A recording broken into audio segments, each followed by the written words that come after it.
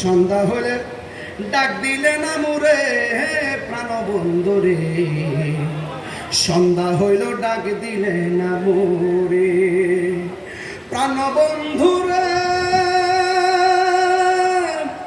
আর পরীক্ষার সময় নাই, কর জোরে ক্ষমা চাই, শেষের খেয়াই না নিলায় আমারে প্রাণবন্ধু রে।